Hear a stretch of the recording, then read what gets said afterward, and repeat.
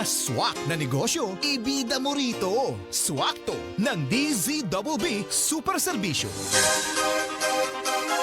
Swakto! Swakto! Swakto! Maraming kabataan ngayon ang pumapasok sa pagnenegosyo at marami na ring mga ibinahaging kwento dyan ang ating programa mga kapuso. Gaya na lamang ngayon ng swaktong kwento ni Jai Danganan. Sa halagang 500 piso, aba, napalago niya ang kanyang fresh juice ko. Alamin nga natin ang swaktong kwento sa swaktong negosyo ng isang nakakabilib na young entrepreneur na si Jai dito sa swakto ng DZBB Super Serbisyo. Jai, good morning! Hello po. Ayan, yan. Sa mga kapuso Good natin, morning po. good morning, Jai. Maraming salamat po sa pagtanggap ng aming panyaya Yes para po. ibahagi ang iyong swaktong kwento sa ating mga kapuso. Sa mga kapuso natin dyan, napapanood din po tayo ngayon sa ating Facebook Live. Hanapin lamang po ang DZBB Super Serbisyo o DZBB Super Radio DZBB. Jai, gaya Opo. ng sinabi ko kanina, young entrepreneur, ilang taong ka na ba? Kaka 24 years old ko pa lang po nung June 28. Oh, belated happy birthday. Hindi pa huli ang lahat. Para kay batiin Thank you namin. po. Para Yes batiin po. namin ikaw ng happy birthday. Oo. Jai, kwenton mo nga kami. Ikaw ba since bata, papahilig ka thank na you po. talaga sa pagnenegosyo? Yes po, actually, naman ako rin po sa parents ko. Tanda ko pa noon, may trip kami sa Bangkok and binigyan ako ng pocket money ng parents ko. Kesa pambili ko ng mga gusto kong gamit, bumili ako ng mga damit and then in-online sell ko siya Mhm. Ah. So nag-start ka sa pagnenegosyo sa ng... Facebook. So yun yung pinaka-business. And then, katagalan, dahil humina yung benta, nag-transition ako sa fresh juice ko. Mhm. Yung tanong ko Yes, kanina, ano yung nag-push sa iyo na despite na nag-aaral ka pa lang, na dapat ang focus mo ay pag-aaral, ikaw nag-focus ka din sa pag-aaral at sa pagnenegosyo? Yes po, siguro po yung fuel na nag-push sa akin para to do business at young age, kasi po hindi po kami ganun kayaman. So ako, ayoko yung hingi ng hingi sa parents ko pag Mhm. lumalabas ako para hindi na rin napapagalitan gayon. So Mhm. gumawa na po ako ng sariling way ko para makalabas ako, makapag-provide sa sarili ko. Oo. Sabi mo parang freshman ka pa lang, talagang nag-start ka na talaga sa pag-isip ng Yes negosyo. Oo. So may drive ka talaga sa pagnenegosyo. Pero di ba, Jay, sabi nila, hindi mo naman may isip na magnegosyo kung hindi mo nakikita yung mga magulang mo. Yung magulang mo ba, linya din na yung pagnenegosyo? Yes po, yung parents ko nagbebenta po siya ng fruits. So nakikita ko po siya lagi na nag-business. So ako rin po parang na-influensyahan ako na magnegosyo at a young age. Oo. Balikan natin yung negosyo mong RTW. Ano sa tingin mo yung naging problema dun? Bakit hindi siya nag-push through, hindi nag-boom, nga? Siguro yung sa clothing business ko po that time dahil nagkaroon ng pandemic, Mhm. hindi na gaano lumalabas yung mga tao. So humina na yung demand sa clothing. So nung time na humina na yung pagbibenta ko ng t-shirt, yung last benta ko sa clothing brand ko noon is ginamit ko siya to transition na ma-start yung fresh juice ko. And sinimulan ko po yun sa pagbibenta ng buko juice. Mm. So paano mo naman naisipan na magbenta nitong tinatawag na fresh juice? Juice. So nag-start po yan nung humina na yung benta ko sa dating clothing brand. And yung mami ko, sinuggest niya na bakit di ako magbenta ng buko juice. So ako that time, parang ayoko pa kasi masyado nang madami nagbebenta ng buko juice sa amin nun, sa mga daan-daan, ang mura ng benta nila. Pero may time na, that time kasi college ako, nag-take ako ng entrepreneurship sa UST and online class kami. May tinake kami na case study about entrepreneur na nag-start ng beverage business and nakitaan ko siya ng potential. So, Mhm. yung suggestion ng mom ko, sinimulan ko na yung pagbenta ng buko juice sa mga nag-zumba, sa church namin, sa mga badminton courts, sa starting capital na 500 pesos lang po. Oh, 500 pesos na kapital. Ano yung mga ano yung mga kayang gawin ng 500 na kapital mo? Ano yung mga nabili mo that kind of puhunan po, Jai? Yung 500 pesos capital, nakabili na ako that time ng mga bote, 25 pieces na bote. nakabili na rin ako ng buko and mga kailangan na ingredients sa buko. So yun, pinaikot-ikot ko lang yung 500 pesos and in just 1 month, nakabenta ako ng 1,000 bottles na buko juice. So sa halagang 500, so Yes. 1,000 na boteng na produce nun? Yung sa 500 po is nasa 25 to 35 pieces na buko juice and then pinapaikot ko lang po siya every day. Kada nabebenta ko every day, iniikot ko lang po yung pera. Nice. So paano mo natutunan naman yung mga flavors ng fresh juice ko, Jai? Yung mga flavors ko po, mga watermelon, melon, lemon, dalandan. Sa pag-research and study po, R&D, pag-develop ng product, pagtatry ko muna po. Dahil nagbebenta rin po ng fruits yung parents ko, yung mga benta niyang fruits, ginagamit ko para mag-experiment ng mga different flavors. So ngayon, meron na po kaming 8 flavors. We have pure coconut water, watermelon, melon, lemon, dalandan, mango, and we have our 2 new flavors, yung coco lychee and coco pandan. Hindi ba mahirap yung ganyang klase ng negosyo, Jai? Mahirap po siya dahil wala ko nilalagay na preservative. So, humihirap siya sa store dahil yung shelf life hindi ganun katagal and sa pagdi-deliver ng products since galing pang Pampanga and dadalhin ko ng Manila. Ilang araw yung shell life ng iyong juice ko?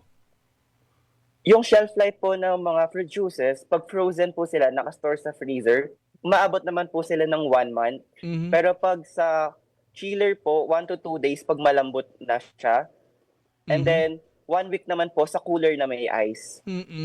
So sa Pampanga nag-start, so meron ka bang kiosk doon? O ikaw ba'y, paano ba yung klase ng negosyo mo? Ikaw ba yung katulad ng mga iba na nagsusupply sa mga stores? O ikaw may sariling kiosk na doon mo binebenta ang iyong negosyo, Jai? Ako po yung business ko po is more on business to business. So nag-store ako sa naglalagay po ako ng mga juices sa mga school canteens, sa UST and UNFEU. And then may mga resellers po ako sa Marikina, QC. So focus po ako sa open ng mga resellers. So actually nakakatulong din po ako sa mga students na kagaya ko na nagbebenta ng mga fruit juices ko. So mga estudyante din yung tinutulungan mo para katulad Yes, mo magkaroon sila ng extra income. Yes po. Mamaya pag-usapan natin yung tinatawag mong reseller. Pero yung paano mo napag-isipan naman yung pagmamarket ng iyong negosyo? Nung una, paano mo napag-aralan yung mga target market mo na tinatawag? At kamusta yung ROI mo nung inumpisahan mo itong fresh juice ko, Jai? So sa ROI ko po, after 1 day, nabawi ko na po Ang yung bilis. 500. Ninalabas ko eh. So Galing, nung nabenta ko time nung 25 pieces na buko juice, nabalik ko na po yung puhunan ko.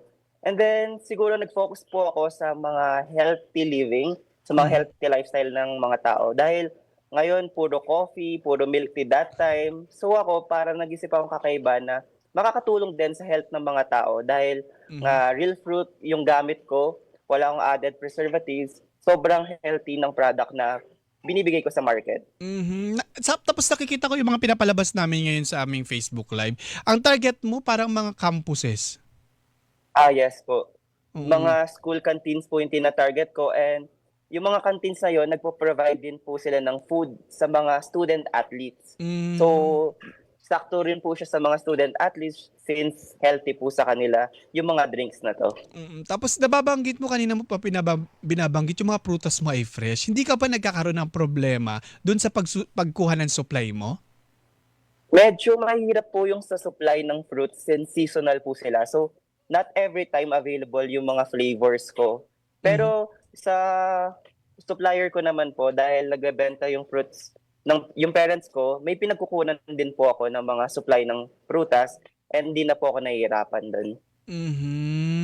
So, sa ganitong klase ng negosyo, ano yung mga nakita mong, maliban dun sa sinasabi na, yung binabanggit mo kanina, yung shell life, lalo-lalo na kapag hindi sila marunong mag-store ng maigi, Yes ano po. yung na-encounter mo na naging problema at paano mo to ng mga na-overcome?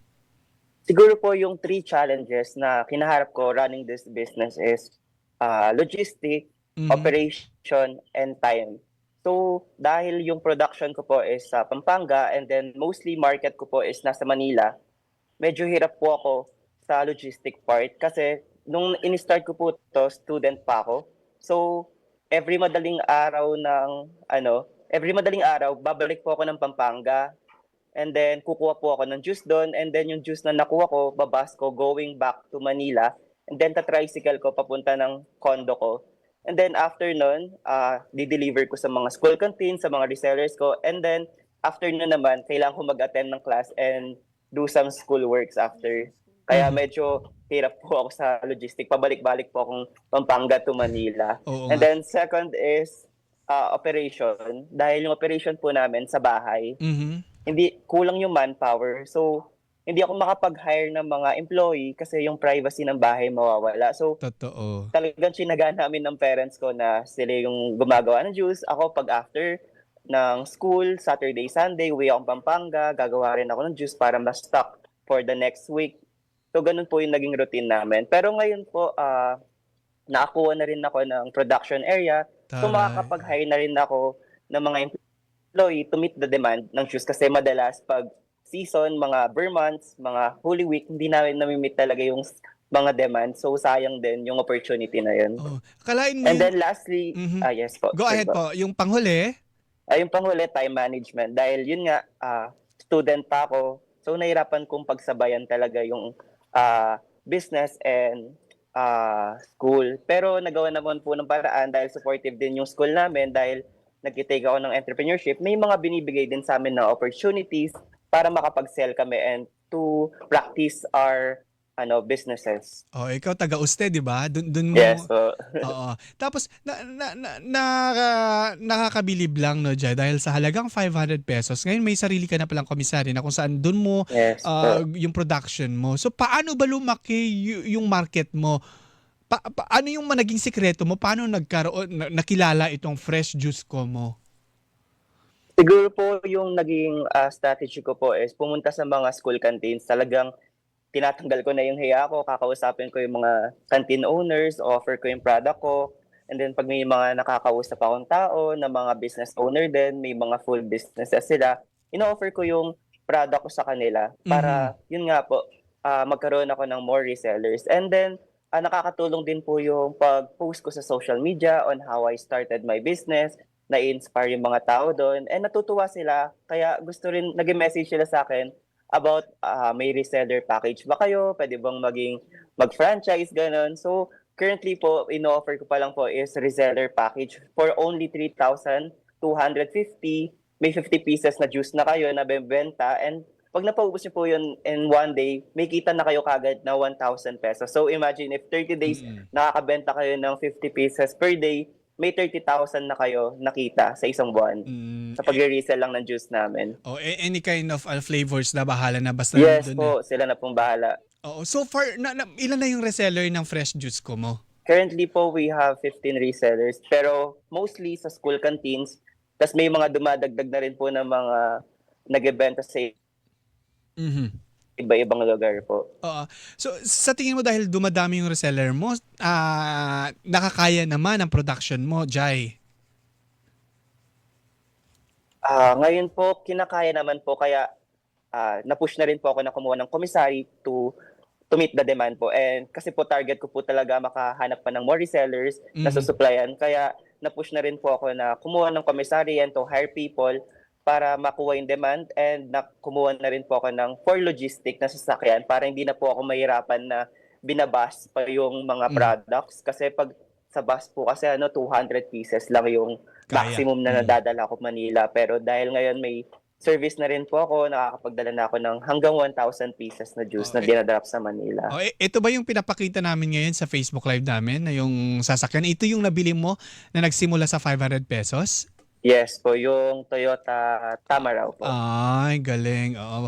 Ayan. So, ano yung manabago sa'yo? Nandahil sa negosyo mong to, Jai? Siguro nabago sa akin is yung kaya ko na pong mag-provide sa sarili ko dahil graduate na rin. So ako na yung po-provide kung saan nag-stay, for my food. So hindi na po ako naghingi sa parents ko. So nakakatulong na rin po ako sa bahay, mga bayarin po doon. Mhm. And then for my personal growth, siguro mas naging mature po ako. And Mhm. then yung perspective ko in life, nag-iba, hindi yung puro laro, mas focus na sa business, Oo. iniisip yung future. Kasi importante rin po dahil tumatanda na kailangan ma-secure natin yung future na natin. Oo. Maliban sa mga binabanggit mo, talagang focus ka sa work mo, meron ka pa bang tinatawag na me time? Yes po, syempre hindi po mawawala yun. Kailangan po every time na nagtatrabaho ka, bigyan pa rin ng time yung sarili mo to relax, to enjoy life.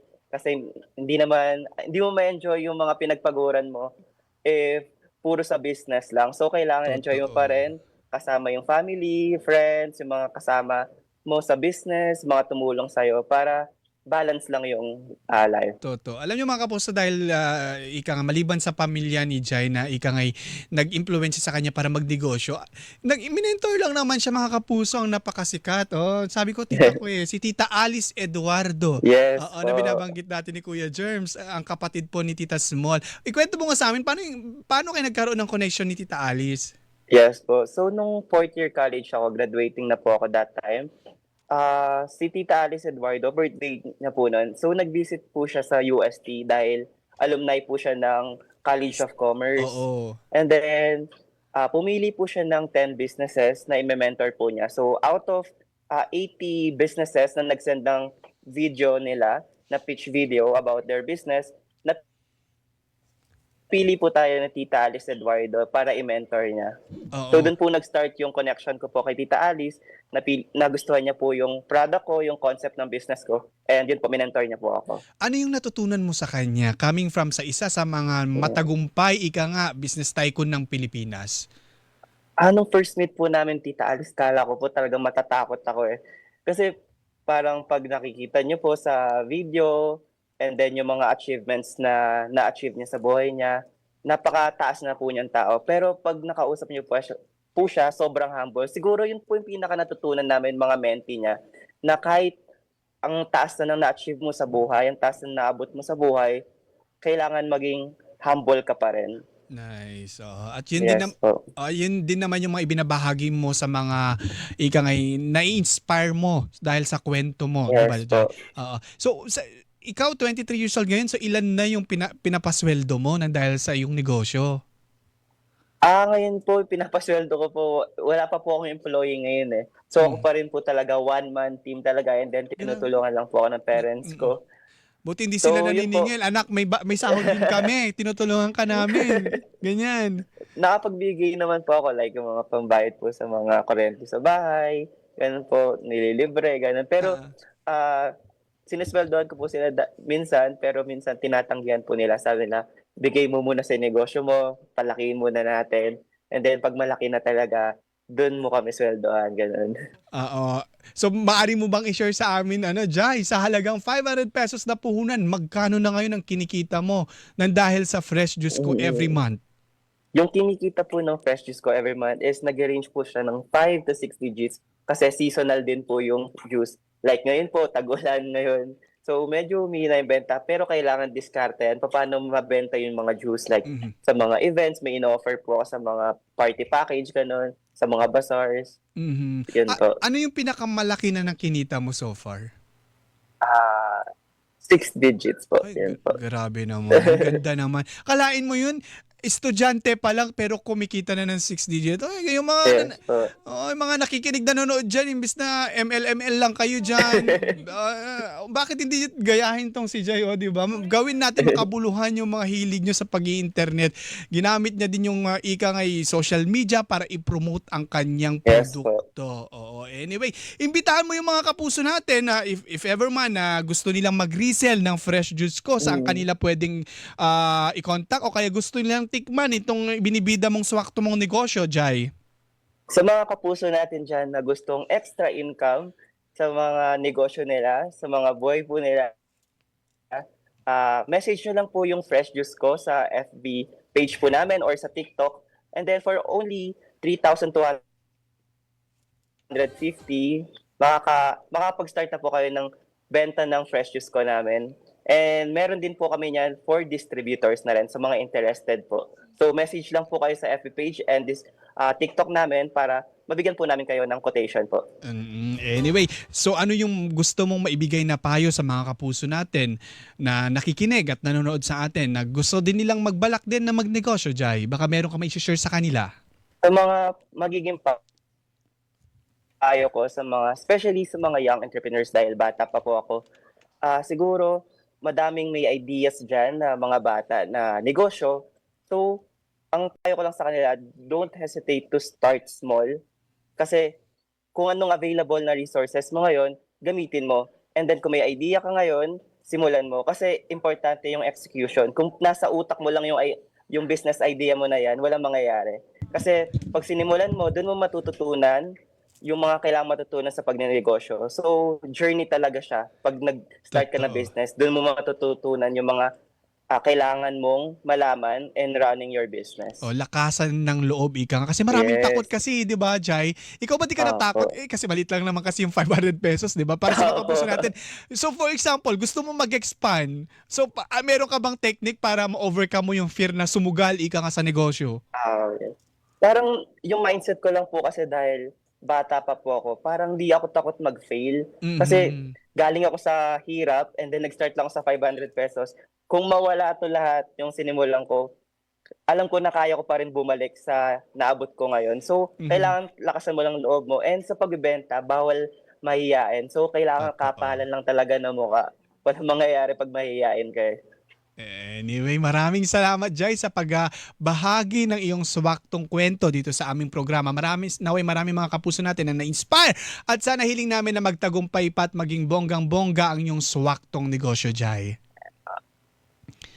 Maraming salamat po. Maraming salamat, Jai. God bless. Yan po mga kapuso ang ating nakapanayam, mga kapuso. Ang swaktong kwento, ang swaktong negosyo ni Jai Dangana ng may-ari po ng Fresh Juice Ko. Akalain mo yun mga kapuso, di ba 23 years old?